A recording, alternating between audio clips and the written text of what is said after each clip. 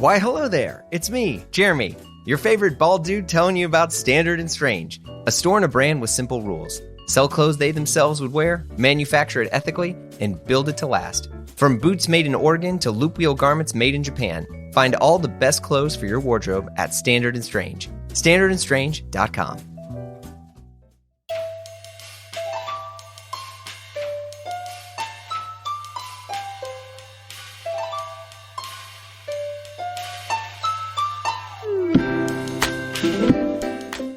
Hello, folks. It's Jeremy Kirkland. You're listening to Blammo. You know, the place where you get good news in the world of bad news. This is a heavy week. Look, let's be honest, man. I feel like life is throwing punches underwater. I mean, it's just strange. It's frustrating for so many people. And it's like, man, how do we find peace when all we have is anger? Like, and what does peace even mean in 2022? Like, honestly, I really wrestle with this. This is a real segue here I'm about to make. For me, I continue to find peace in music. Music has been pushing and shaping culture for as long as I can remember, and obviously way before I existed. From, you know, the beauty of blues, of like the Library of Congress recordings of Mississippi John Hurt, to Bob Dylan. I mean, and everyone, right? Like, musicians are icons. They're political icons. They're fashion icons. But there are therapists. They're making these one-way conversations with their music that turn into two-way battle cries. Someone who has shaped my love of music and a musician I put on to help me process life is my guest this week. For real, Andrew Bird. His music is rich, it's challenging, it's peaceful and meditative. He's released 16 studio albums, which I actually had to double check as I was writing this down. I was like, holy cow. But in many ways, he's been the soundtrack of my entire life. We chat his recent album, Inside Problems, his sleep routine, going full David Bowie, entering the acting world in Fargo, and his fashion progression from Buster Brown to Bohemian. And last but not least, finally turning to the well-tailored basics of the high fashion world.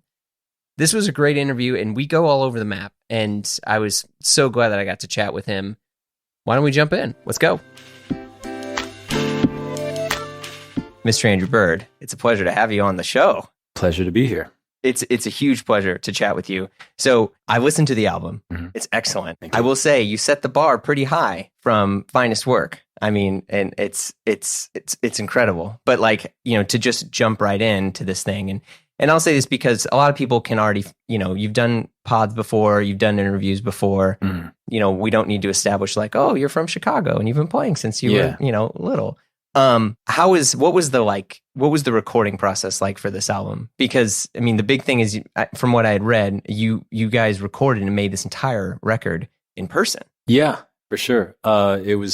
We rehearsed a lot because we were waiting for everyone to get vaccinated and to get the all clear. So I was working with Mike Viola, it's a producer who I did the Jimbo Mathis duo record with, and I liked what he did. His ethos fits with mine of live recording and not being too fussy, not too many overdubs or effects. And so he booked the B Room at United Audio in Hollywood, which is a classic room. You know that it's a pretty storied place. There's photos of Sinatra and Dean Martin with orchestras, you know, in that room.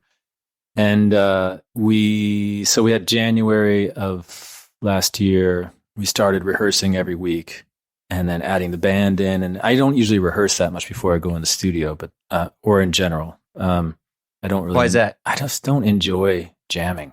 I mean, really? Not really. Your music, and I mean this in the most loving, respectful way, is like the most like fluid, jamming, sort of like beautiful, impromptu, spontaneous music. I mean, I like playing with people, but I like doing it on stage. And the rehearsal process, I feel, is more like teaching, and teaching has you kind of contorted, trying to will everyone into, like, you're trying to both sing and listen and scrutinize what everyone's playing at the same time. And that is, I find, exhausting and like not fun, as opposed to just going up there and just, you know, feeling connected with everyone and performing. So I used to just go out there into the studio or on stage with absolute like minimal rehearsal, for better or worse. I figured, we're all good musicians. We can make it. It'll be fine. Yeah. But this time we had the time. The songs are ready, but we couldn't go into the studio yet because of COVID. So we just got together a couple times a week for a couple months, which is really nice. Yeah. And then we only booked 10 days at United. First of all, it's crazy expensive. Yeah, I was going to say that's not cheap.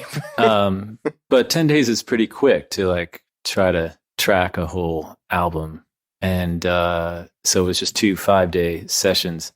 And but the first day we got there, and by noon, we're recording to tape, and there's 4 of us sitting like, I'm like 5 feet away from the drummer, facing the drummer, Abe Brown's. Mm-hmm. Alan Hampton's on my right on upright or electric, and Mike was just playing acoustic on the left, and we're all facing each other. I worked with my longtime engineer, David Boucher, who just understands what I do and that I like to like just get in there and start tracking right away, not spending several days getting a drum sound, that kind of process. So, and by noon we had the first song tracked, and it sounded amazing. Like it was just, everything was, the way I've been recording especially the last 2 records, is really embracing the bleed between microphones and we're all so close to each other that you can't replace the vocal. And you have to go with the live vocal because there's some. Oh shit! You're not doing your vocals separately? No, only in a rare case when. So what we do is we do the live take, and then we have to do an instrumental because everyone needs an instrumental now for licensing. So we have to do an actual. We can't. You got to get those syncs, my man. No, I know, but you can't just mute the vocal like most people do. Right, because the vocal fair. is in all the microphones. So we have to do a whole nother instrumental take. And if for some reason we have some problem with the live take, then I can go and overdub a vocal on the instrumental. Okay. So it's kind of like a safety, which I did on one tune, but I really don't like overdubbing vocals because it feels like karaoke to me. It feels detached, and that's just generally like what I've learned gets the best results is like get in and out quick, make it feel like a performance, and get out of there before you forget who you are and what you do. Before you forget who you are. That's an interesting I find explanation. The process of recording is so judgmental of yourself, of you're listening back to things. Yeah. You're listening back and you're scrutinizing. You're saying, I don't like the way I did this. I don't like the way I did that. And then your mindset switches from a performance mindset to this sort of, soon you find yourself pretty far away from what it feels like to be on stage. Right. And when I'm on stage, I understand I have no choice but to be myself. When I'm in the studio, the longer I'm in the studio, the more I drift or potentially drift from my original intentions. Right. Do you consider yourself a perfectionist? Well, not in this. If I were a perfectionist, I wouldn't be cool with this way of recording, Okay. If I weren't cool with the things being a little lumpy and lopsided and tempos shifting, but it depends on what you mean by perfectionist. If it's things have to be perfectly wrong, then yes, Yeah. Well, I mean, that's like quantizing is the enemy now for modern recording, in my opinion. I agree. Like, and especially with music like yours, which I think, and we'll discuss this a little bit more in a bit, where I would associate your music more as energy versus and an experience, obviously, versus like something that's just on. Do you know what I mean? Mm-hmm. Like so. I've put on, Andrew Bird albums and listened to them start to finish, like sitting, one of the things I did over COVID was I was like, oh man, it's been a while since I've listened to a record from like beginning to end, and I was like, I'm going to listen to Blood on the Tracks from start to finish. And like my head exploded. Yeah. I mean, it's especially now where we're in this era of 15-second bites and little syncs and 60-second little, your music is something that for me has always begged to be experienced. And because of that, because it's not like a jingle, I'm air quoting, there's just more of an energy behind it. And I think, I like hearing where it sounds like maybe somebody slid on their fret a little bit far, or the slight little pop, or, Like that for me, like helps shape the energy of what I'm listening to. Yeah, I feel like it gives it weight and value, and my favorite recordings have that quality to it, you know. It's, I think, just when the few times I've recorded a song one track at a time in the last few years, its shelf life is a lot shorter than the ones that were recorded live, as far as how much I enjoy hearing it or think back to how that was created. I'm like, yeah, it's just not. It's more pristine and it's more hi-fi, and it makes you sound more awesome to do everything that separately. But it's more. It sounds like architecture, not like music. Sometimes. Has that evolved in your career as a musician? Because I mean, you've been playing music for a significant amount of time. I mean, I don't know, what is it, like 20 years? Yeah. I mean, I've been making records since I was 19, so 27 or 8 years, something like that. Okay. No, the first albums we made were quite a bit like this, even more extreme.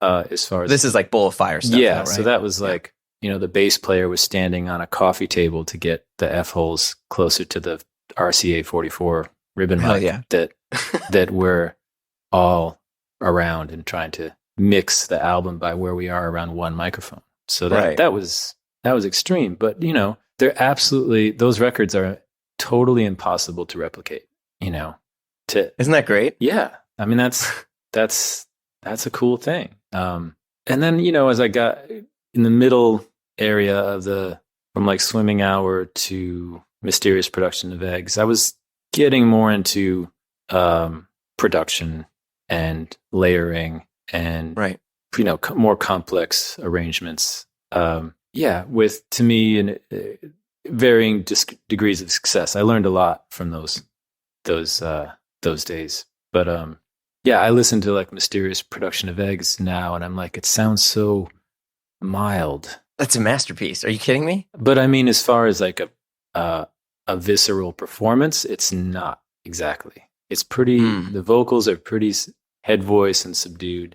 I'm not knocking it. I'm just saying it's like, hey, it's your album. Yeah, there was my memories, but it's your album. That's fine. There was a lot of redos and suffer. There's a lot of suffering went into creating that. I scrapped the whole album twice, mixed but that was a lot of time in the studio, and I was definitely tuning my voice and all the instruments to what was sounding good coming back through the speakers, not through what was true to what I am on stage.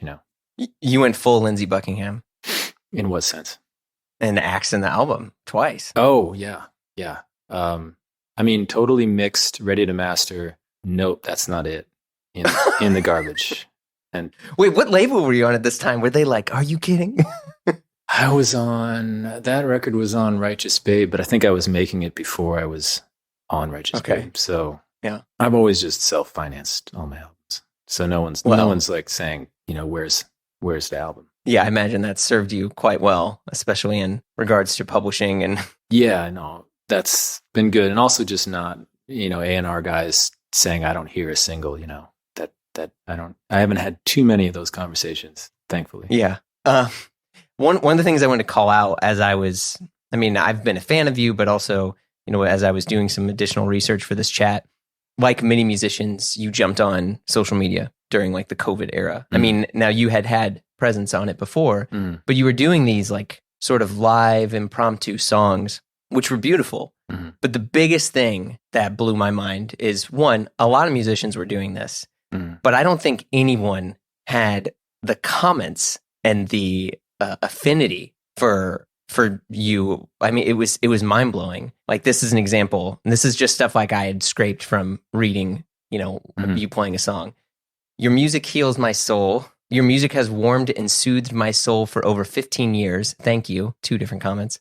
Your versions of the song always make me tear up. Keep getting a handle on this one for as long as you like. You're an inspiration. I can go, like, I have 20 of these. Right. Like, why do you feel that people like have such a deep connection? Like, this is very emotional. I don't know if I'm the one to answer that, but as far as like the social media goes, I'm generally been arm's length about it. But the few things I've done, like the live from the Great Room thing, where we were just using Facebook Live as like a broadcast signal for a TV show in my living room. The pandemic, I've always thought that I'm just going to use it to do what I know how to do because it's like useful to people. This is what I have to offer. I'm not going to show you what I had for breakfast or like.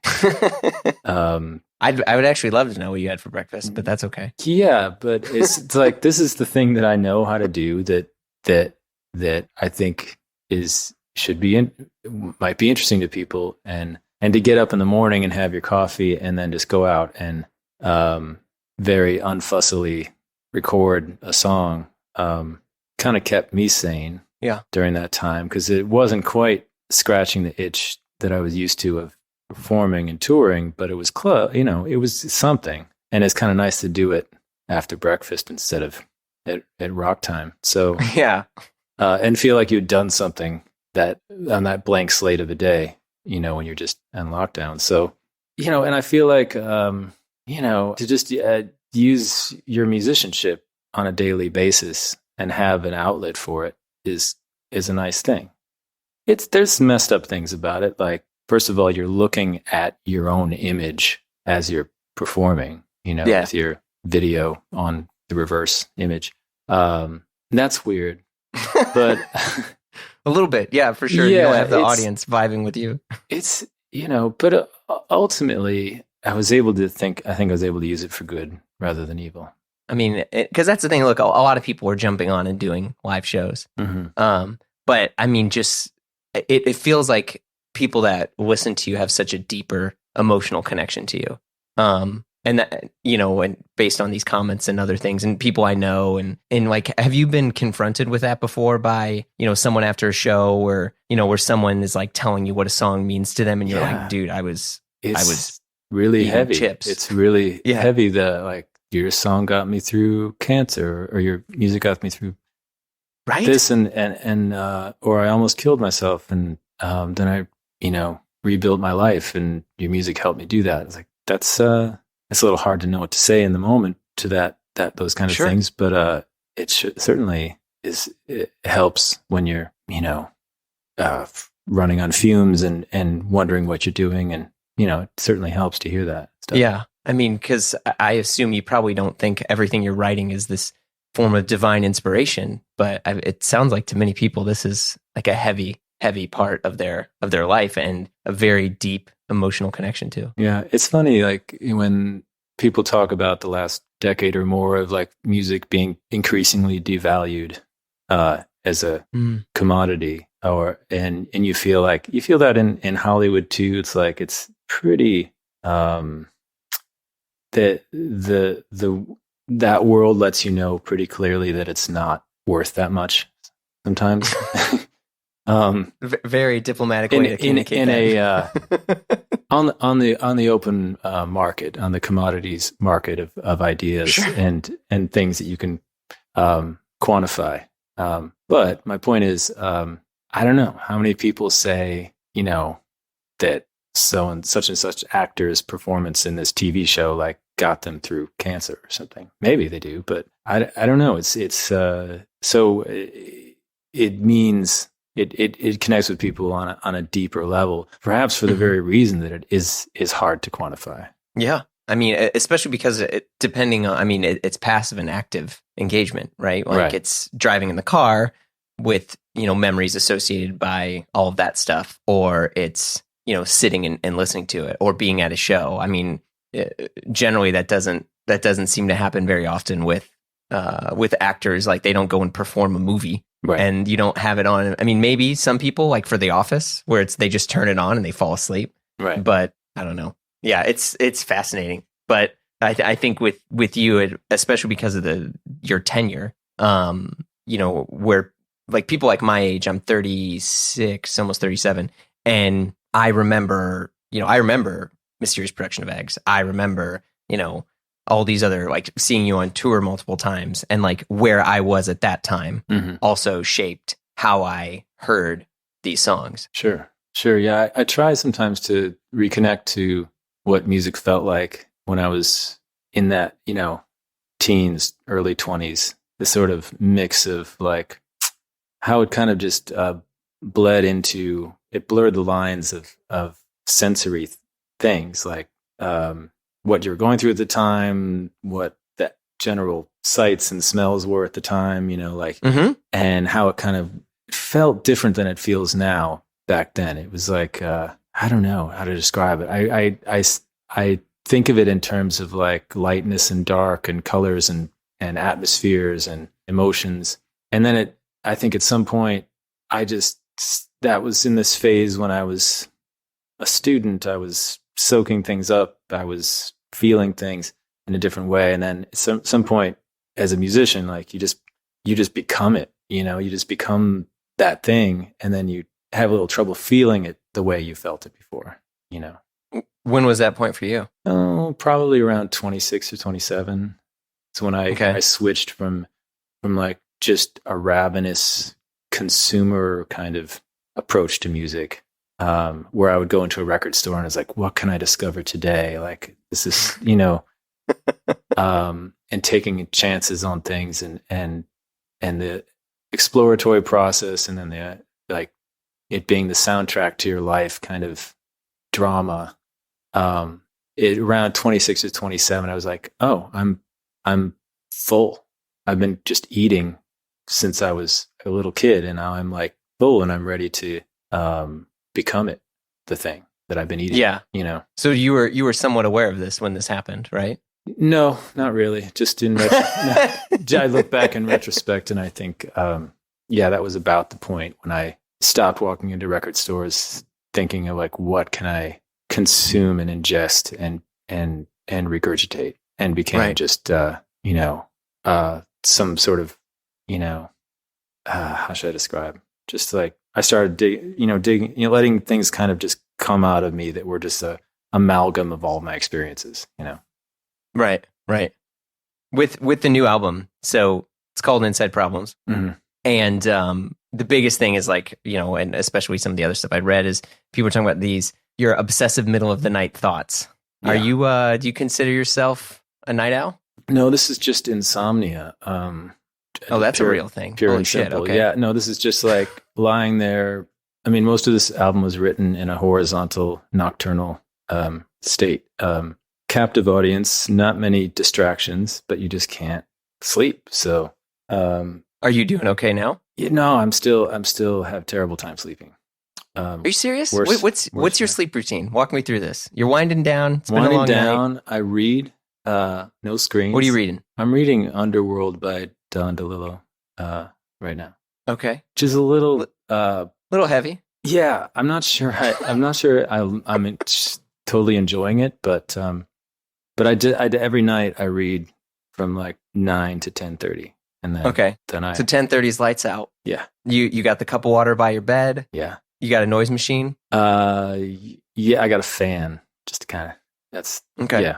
And then around 2 in the morning, I'm just up from 2 to 4 or something, just lying there, trying to sleep, trying to breathe, to meditate. But when I've got songs going, I can always just kind of pull them out and play the melody back in my head, and let the chatter that's going on in my head be directed towards the process of finding the right words to fit the melody. And that usually, during this whole last 2 or 3 years, that was kind of my meditation of sorts. It helped me at least put those inner demons to work, towards something useful. Because it's like, and when you really have bad insomnia, you're like, oh my God, this is like a total waste of time. I'm just lying here. I'm not going to get up, and might as well, like, how can I turn this into something useful? There's a little bit more of the onion to peel here, in the sense that, like, you use the phrase waste of time. Like, do you feel that if you're not being productive, you're not accomplishing something? No, but when you get in that nocturnal state, things get really negative really quick and get kind of spiral pretty quick. And something about that time of night doesn't lead to good thoughts. So Does the music have like redemptive qualities then for you? For sure. It's just a magnet for, I don't know if magnet is the right word. It's just like it's definitely focuses my thoughts in the right direction and pulls me out of that tailspin. What's your family think about this? Are they just like, Dad's doing his thing again? Yeah, they get a little annoyed by my nocturnal habits. Yeah. Mm-hmm. Yeah, I wrestled a little bit with insomnia stuff, and most of it had to do with the current state of the world. I mean, that wasn't that great, especially in the pandemic. I mean, do you remember, were you like sanitizing your groceries? Oh, yeah. Like, were you leaving your boxes out there? Weren't we all? I mean, yeah. Yeah, I mean, I was. Looking back, it's like the virus is like hundreds of times more contagious than it was back then. And right. And yet we were going for hikes with our masks on and stuff, you know. Yeah, it's hard to even think of that time. But no, it was that's part of it, is like I wasn't traveling, I wasn't touring, and there was probably the most stable routine life I've had for 25 years in the last couple of years. Yet there was this like menace outside our doors, in the middle of the night, and lots of time to wrestle with our internal voices. So yeah, we had a COVID move. I was living in New York for the past 16 some odd years, but now I definitely feel the suffering of like not being connected to like the energy of New York at all times. Even the things that are annoying and shitty, like public transit or $9 strawberries, or I mean, just like stupid things like that. But aren't those things just distractions? I mean, when I lived in New York, I found it kind of hard to work and hard to write because there's always, literally and figuratively, like the neon sign says, "Come in here," and like everywhere you go, it's like there's that energy that people speak of. I see as like an obstacle. But you were in New York for a long time, right? Only 3 years. Oh, okay. I thought you were there a lot longer. My bad. No, yeah. Where were you? Were you in the Village? The East Village? Yeah, West Village. Okay. Yeah, so at least you got pretty people outside your window. Yeah. It's funny. It's like growing up in the Midwest, I was then suddenly being in the West Village. I was like, wow, is there a costume party going on? It's like, nope. Or is this like people really, or is this like really New England? You see like the tennis sweaters and it's like Dead Poet Society everywhere. Yeah, that's true. Those are called trust fund kids. Yeah, I just didn't think anyone actually dressed like that. It's that time again. The time for the old Jer Bears picks from Standard and Strange. You know what I'm talking about. They're one of my favorite clothing stores on earth. With locations in Oakland, Santa Fe, and New York City, they have everything from incredible leather jackets and boots to the highest quality Japanese denim. Look, it's getting a little warm, and I'm loving their new gear from Orslo. But by the way, before I start going crazy, here's a little tip, folks. If you don't have a pair of fatigue pants in your wardrobe, you're just missing out. And pair it with the Western shirt from Standard and Strange, and you're going to unite the world. Okay? I'm serious, they're great. And look, if you're still thinking, just head over to standardandstrange.com and see why they're one of my favorite shops. I mean, what other retail store donates 2% of their revenue, not profits, to giving back? I love these folks, and so should you. So visit standardandstrange.com to learn more. And while you're there, be sure to sign up for their mailing list so you never miss the latest dope gear they have at standardandstrange.com. That's standardandstrange.com. It's wedding season, it's slick look season, it's feel good about yourself season, whatever season it is. You're ready for your elegant yet casual wardrobe, but you're busy. You're like me. You're running a podcast. You're burning the candle at both ends. You're arguing about the latest streaming show with your friend. Hot take, that new Star Wars show is just, okay. You're too busy. But you know you need to go to Proper Cloth for your new custom gear. Time to get yourself measured for a new shirt, pants, and a jacket. But by the time you're there, you ran out of time. So enter the HTO setup from Proper Cloth. That's Home Try On. It's super simple. Select the 2 sizes you expect will fit you best. For example, if you typically wear a size 32 chino, but a 32 feels a little too tight, order the Chino HTO kit in size 32 and 34. Place your order. Your kit arrives in a few days after a small deposit. Then you meet with a team member virtually at a time that works best for you.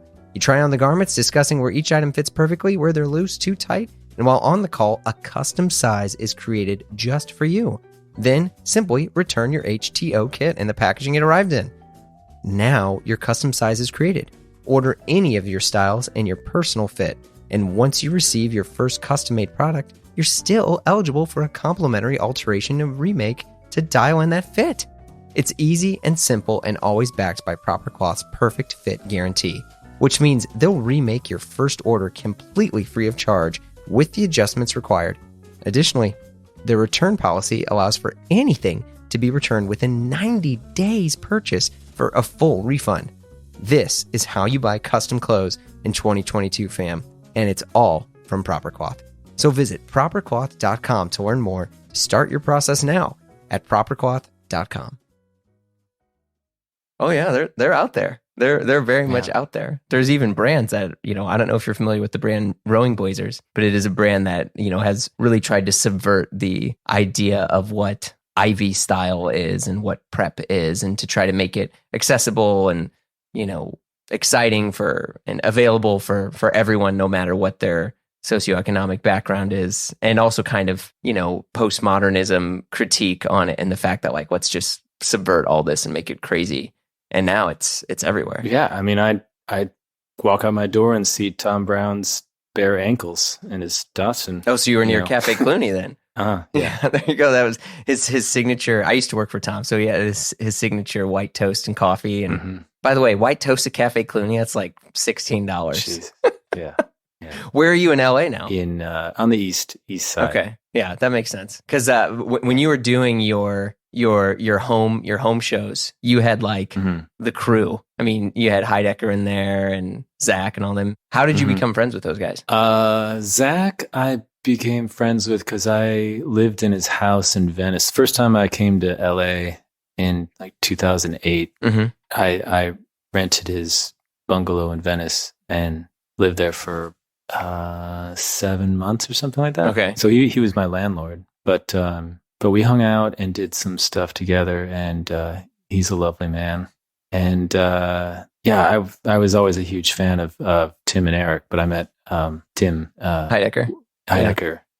Just being around. I mean, there's a lot of interesting people in LA, I have to say. I've been here for about 10 years, and it was a good move.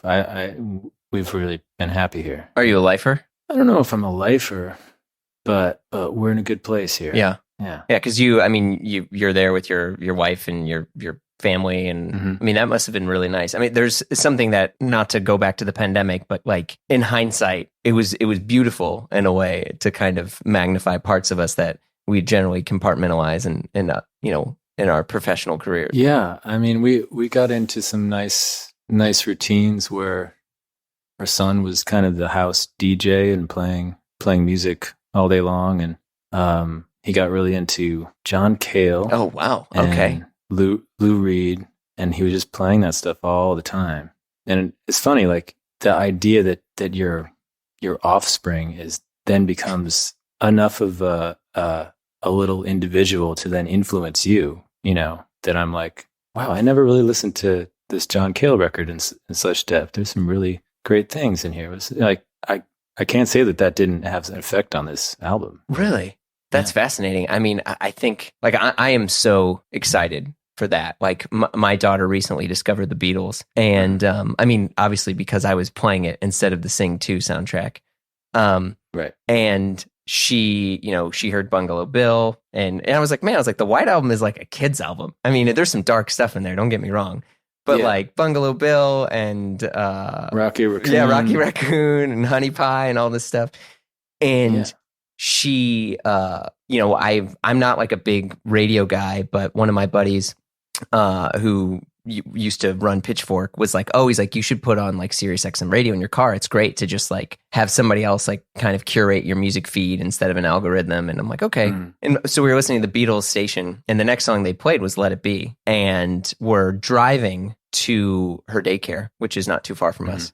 and she hears Let It Be, and she's like, what's this song called? I was like, oh, it's called Let It Be. And she's like, what's it about? And I was like, and I'm like, shit, I don't know. I'm like, it's about, being happy. And so I like make up this thing. And she's like, oh, okay. And we get to the parking lot, and we're at like the solo, kind of like the breakdown part of this. And I'm getting ready to turn the car off. And she's like, Dad, wait, like, can we finish the song? She's like, can we finish it when you pick me up? And I'm like, do you want to finish it now? She was like, yeah. And so I like pulled her up in my lap, and we sat and we listened to the rest of this Let It Be song. And I looked over at her, and she was like getting emotional. And it was one of the most beautiful things that I've ever experienced in my life, is like, holy cow, I get to introduce music, and to music that is important to me, to my daughter. And like, it feels like she's really processing this, and she's 4. Yeah, I don't understand why a lot of parents are like, oh, my kids listen to, total crap and like top 40, and I was like, well, why did you let that happen? They're living it. They're you don't have to be like militant and oppressive of them to just put on the music you like. They're living in your universe, at least for the first 10 years. Sure. So it's your fault if they go astray. I mean, yeah, every time we'd go to like a birthday party, there was just the automatic, my son would get really mad. He's like, why do they automatically play this crappy music? What is it, like Baby Shark or something? Because they think it's what kids like. No, it's more like Ariana Grande or whatever. Sure. It's just, Max Martin it's hits. Not necessarily, yeah. And he would get more incensed about it than I would. I mean, but he's just, why? Do they think because they just think we're kids, and that's what we like. We like the lowest common denominator. Yeah. And anyway, but I guess I was like that a little bit. Sometimes the flip side is when you're younger and you do like certain types of music, you can be a little more militant or dogmatic about it, than what. Now I'm a lot more lax about that stuff.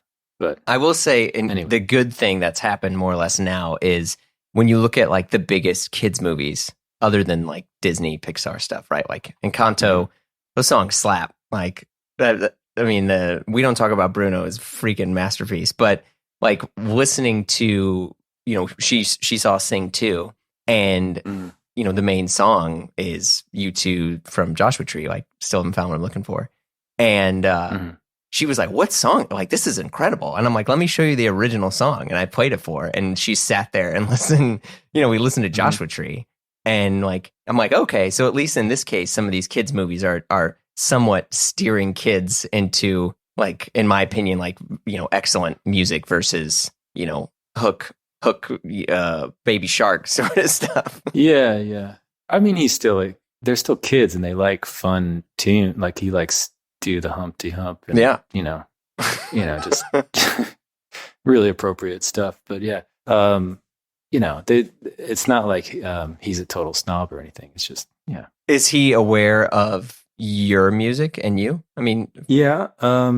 He's there. I mean, they both get tired of listening to my songs around the house. And I don't blame him, because it's when you're trying to finish an album, you got to listen to stuff so many times. And they're like, Jesus Christ. And he's also like, this is another just wild thing that's maybe coming, is he plays guitar, and he's become like a John Fahey, like fingerstyle guitar aficionado. Wow. And so he's constantly criticizing my guitar playing. He just turned 11, and he's like, I'm about to go on tour, and I'm like, wow, if he's at the show, I'm going to feel self-conscious because I can't play. I spent my whole life mastering the violin. I'm not going to, like, just in principle, I refuse to learn how to play bar chords or how to play like a alternating thumb finger picking. Like, I just can't. Sorry, I spent enough time suffering over this other instrument. I'm not going to try to figure out how to separate my thumb from my fingers, Right. But it's fun. I'm like legitimately like self-conscious about my guitar playing.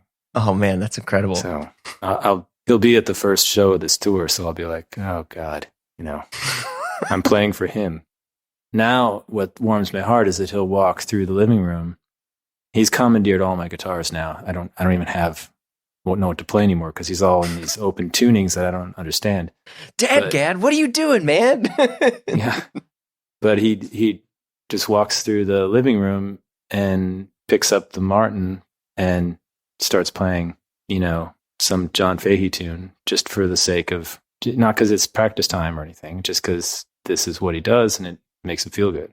Right. But I don't go in there like, yeah, like, I have to really just stay in the other room and just, appreciate that's happening from afar. But, and that whatever he does in life, that he'll be able to come home from like a hard day and pick up a guitar and sit on the couch for an hour and like get some satisfaction from it.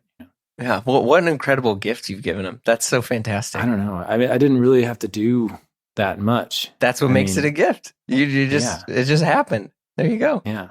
Yeah. That's cool. On your acting career, because you're going full David Bowie here.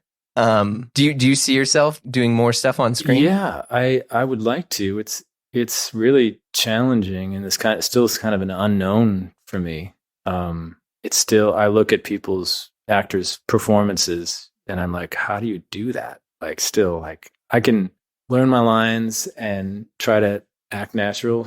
And I mean, you were incredible in Fargo. I didn't even realize it was you until I was like, holy shit, that is Andrew Bird. I felt like I did a passable job, but it was cool. It was fun. It was any project where I'm like, don't know what I'm doing.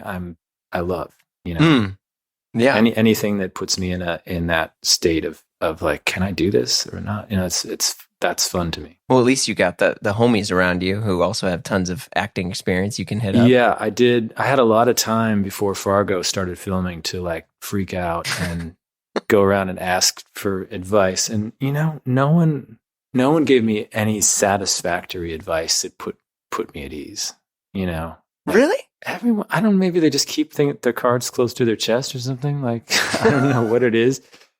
Or they're like, okay, he's trying to get into our territory, thinks it's going to be easy, and they don't want it to be easy or something. But no one gave me any nuts and bolts, except for Noel Hawley, the creator of the Fargo series. Oh yeah.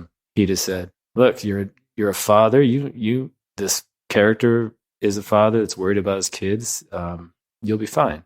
And it's just like it'll be really straightforward. It's like you walk over to a window, look out the window, you say the line, and then you go over here and you put a bottle down and you turn off a light and you say the line. And it says it's really not much more complex. And that's what all the actors that I like, John C. Reilly, and I would ask about it because I was very freaked out about this, whether I would be able to. You just see it when someone's not an actor, and there's a sort of woodenness and the dead eyes, the hollow eyes that you're afraid you're going to have. And John was just like, oh yeah, just don't underestimate the power of good editing. He says, I've done a bunch of movies where I thought I did a terrible job, and then I see it and I'm like, wow, there's real chemistry there. And it's probably just the editing. And it's just like, what am I supposed to do with that? It's, well, anytime you go into something like that, you just want someone to give you instructions, Sure. Well, it sounds like it worked. I mean, obviously, I saw it. It's great. Yeah. I'm just waiting for a decent part to come along to do it again. That's awesome. And you're scoring music too, which I think is such a lost art. I feel like people have been like, yeah, there's John Williams. And in terms of just like, Americans that score music, I mean, it's incredible. It's become a different beast these days where the score is less and less a feature, and it's more about who's DJing the movie. Well, wait, there's a music supervisor for that. I mean, you're still making original music. I mean, this is no, there is, but it's not bad compared to like the John Williams and Elmer Bernstein and all that. The real classic era of film score. Okay, I understand now. Work. It's a different beast now. Yeah, you're sharing the real estate with a lot of other elements. Right. But it's if it's the right project and the right director, it can be really fun and gratifying, and other times it can be soul destroying. That's a pretty polar extreme there. It's just I'm not pulling any punches here. It can be you keep having to talk to yourself like, I'm just lucky to be making music. That's what you're telling yourself. Just lucky that this is my job and I get to do this. But Sure. You cannot go into film score and have the same kind of mindset you have when you make your own albums. Oh, absolutely. Yeah. I mean, Johnny Greenwood talked a little bit about that, obviously because he's been working with PTA for ages, and obviously Radiohead there's some similarities there, but I mean, and Paul Thomas Anderson's talked about how there was a serious push and pull to pull something out of him for stuff. Yeah. So the new album, you got a lot of big suits. You got some big fits here. Are you a clothes guy? I know your wife is a fashion designer. I've always been, since I was real little, like kind of a clothes horse. It's I don't know if I'm proud of that or not, but it's just who I am. Welcome to the show. Yeah. I mean, when I would go to the local shoe store to pick out my Buster Browns, that would be like really exciting to me. And then, I got into my bohemian phase when I was, 17 to through my 20s, and it was all thrift store and or my grandpa's old clothes. Yeah. And I sort of shunned the high fashion world for a decade or so, but then I kind of came back. Yeah. What are your fits like these days? I like certain designers are go-tos to get their basics. Like I don't like you can probably tell I don't like loud clothes, but I like nicely tailored clothes. So like Drees is a nice solid go-to for like that stuff fits well. I say Drees, but to me that's like the equivalent of saying you like to read and you love Faulkner. I mean, it's just it's the prime, it's the creme de la creme. Drees is flawless. Yeah, it's pretty good stuff. But I always go for like just the super. On tour, I have a black suit and a white suit. Did you have multiples though? I mean, because you get active on that stage. Yeah, I tend to wear maybe 2 or 3 jackets. Okay. And yeah, I've got I wear like a white cream Celine jacket with like a black shirt underneath, or I wear a black jacket with a white shirt and black tie, and that's kind of my thing. Yeah, I mean that's very nice. Wait, it's like for your day-to-day stuff though, do you care as much about that? I mean, what you're wearing right now looks incredible. The nice sort of soft shoulder sport coat there. It looks like a heavy denim coat. Yeah, I still wear like jackets, but I wear like unstructured jackets. And yeah, just but even during the pandemic I couldn't bring myself to wear sweats. Like I do not, or shorts that much. Even though I live in LA, I don't like super casual sportswear. Whoa. It just doesn't feel right on me. Well, is it just jeans? I don't respect myself. Is it just jeans? Yeah, it's jeans or chinos or my wife makes like this is one of her shirts. So like these what's the blue? Chambray? Yeah. Chambray. She makes these really nice chambray shirts. And then at one point she worked with like this Japanese factory in LA to make just basic white, black, and gray tees. So I have a lifetime supply of these t-shirts. So usually I'm wearing a black t-shirt and jeans or chinos. So it is casual. I still wear casual clothes. It's just, just not sweats. Yeah, I mean, and it's not very LA, I would say. I mean, you still got the East Coast, I mean, even then, like your jacket and everything. I mean, this is we're just chatting on like on a podcast, and you look great. I mean, I've done press tours for like Marvel folks, and you're just like, oh, okay. Yeah, right. Yeah, I don't know. I really enjoy that. Like, just getting dressed for the show is like a ceremonious thing that says like this thing's about to happen.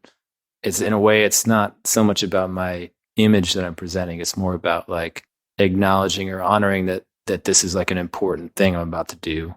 so I got to change, I got to get dressed for the big show. Absolutely. And I guess I'm not like, I guess I'm not like, the way I dress on stage is not like, I'm just like you in the audience.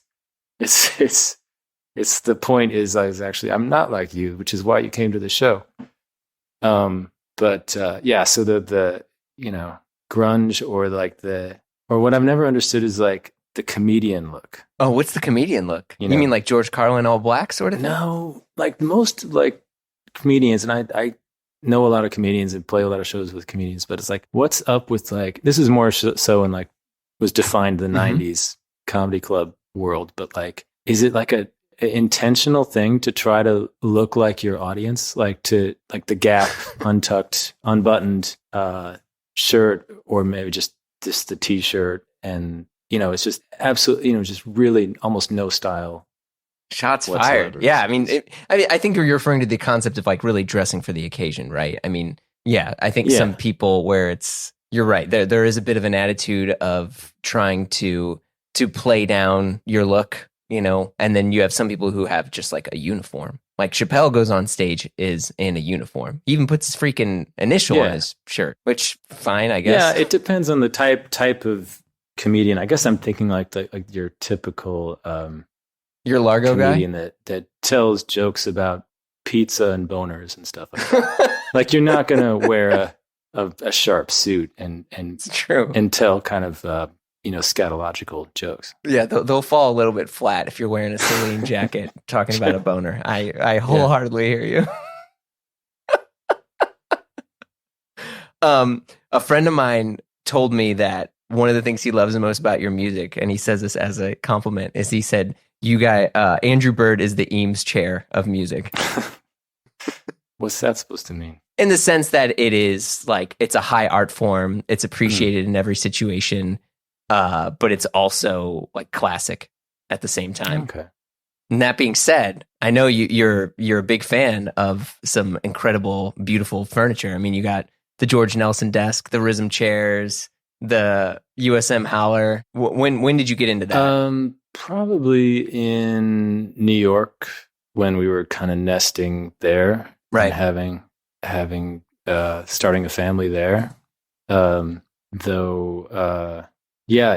mean, speaking of the Eames chair, it kind of goes back to when I was on Fat Possum Records, and hell yeah, Matthew, the head of the label, he's a real character. And after, this is maybe 2007, 2008, I was just on tour forever, and I almost died. I just went through like 5 courses of antibiotics, like had perpetual bronchitis. I was just like a mess. Oh my God. Okay, you're not kidding. I finally was done, and he was aware of how burnt out I was, and he bought me an Eames chair and said, and it showed up in my apartment. This is in Chicago, and he says, "I think you've earned the right to sit down for a bit."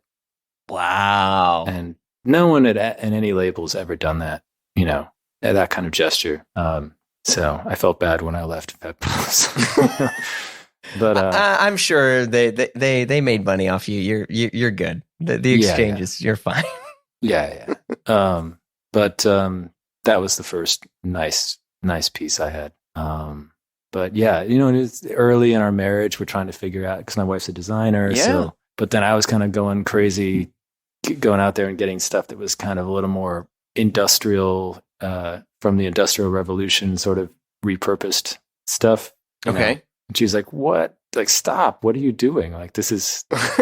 she's like, "I'm the designer, and you can't go off and get like, something that's was pulled out of a factory from the 19th century."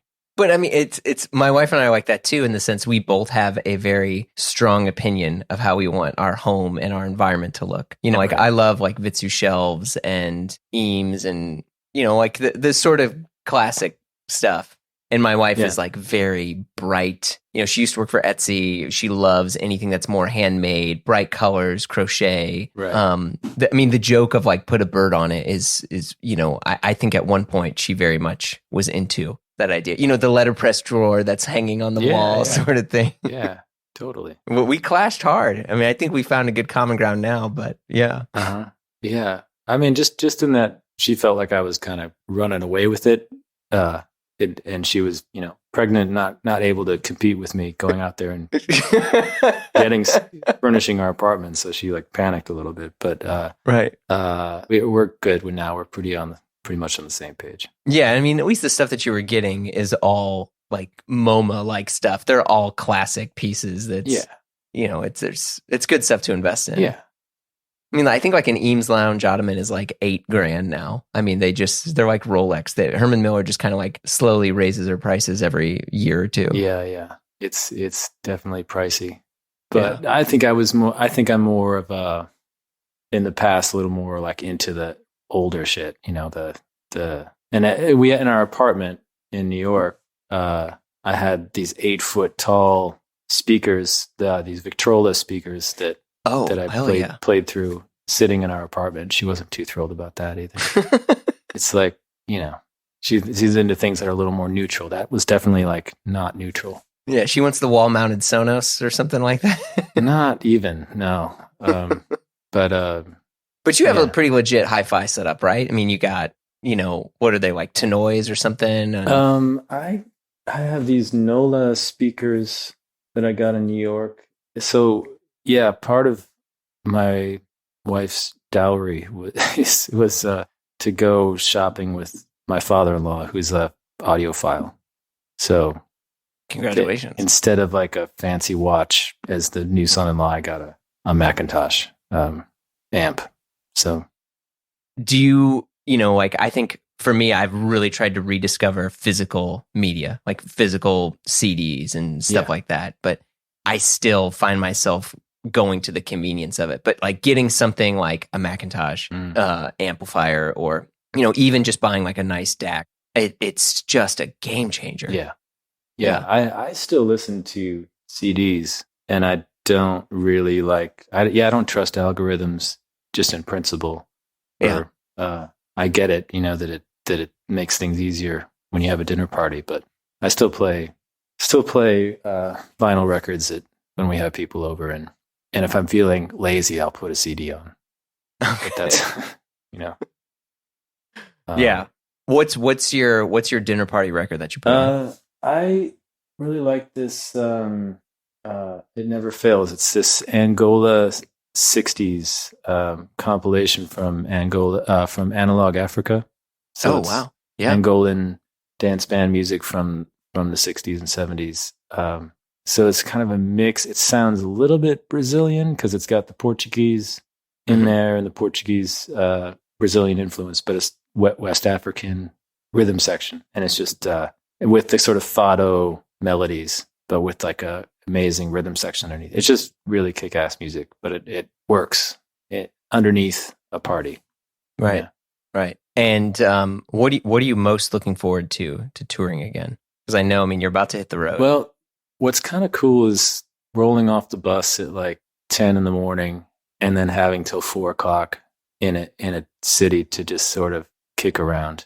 That's kind of a major, major luxury that I see now.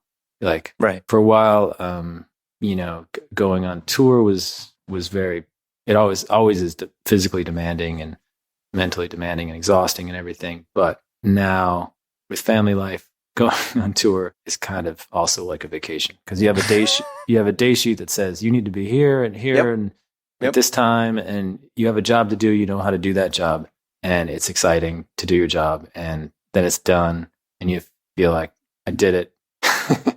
I did the stuff, everything that was on the day sheet, and now I just fall asleep on the bus and wake up in a different city. There you go. Thank you, tour manager. Yeah.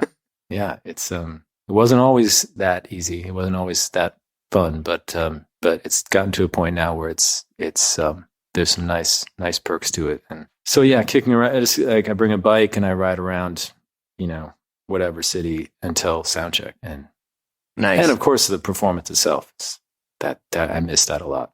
Yeah, that energy sort of exchange there. Well, I'm psyched.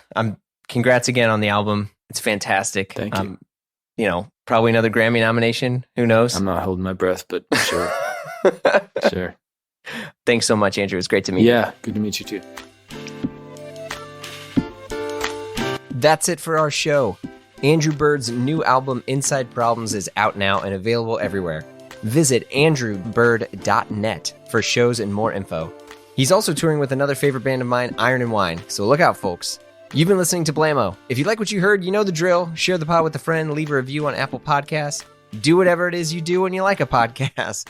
Follow us on Instagram for all the hot content at Blammo Podcast. And if you want to talk to us and give us your hot take, we'd love to hear from you.